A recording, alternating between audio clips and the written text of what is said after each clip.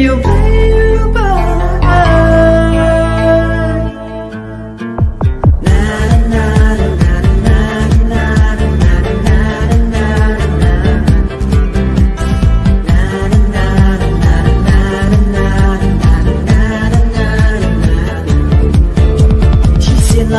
wake up, what I can't wake up, God, it can wake me, my wake up, they can take some love.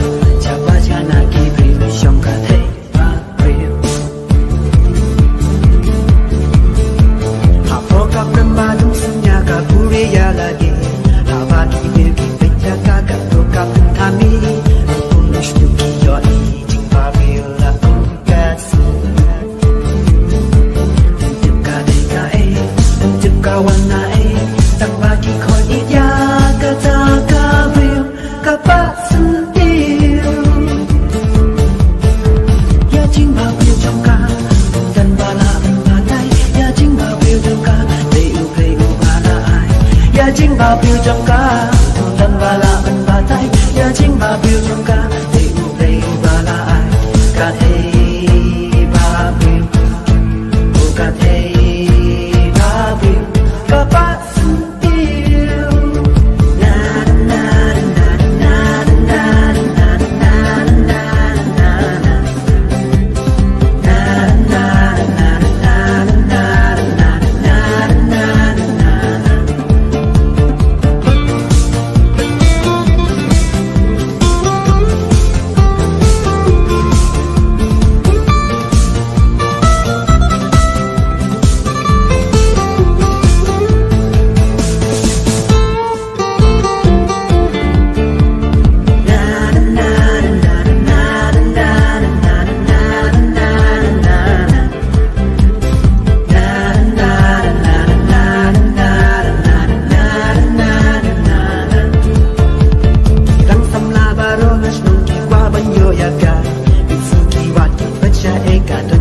kata tak boleh nak kita dirata sisa.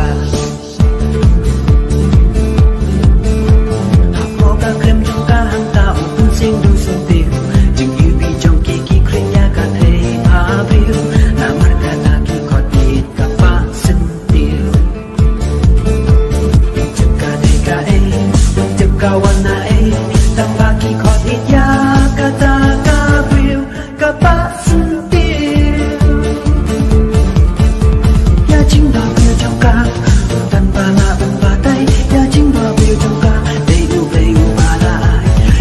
babil jongka dan bala ban batai ya jing babil jongka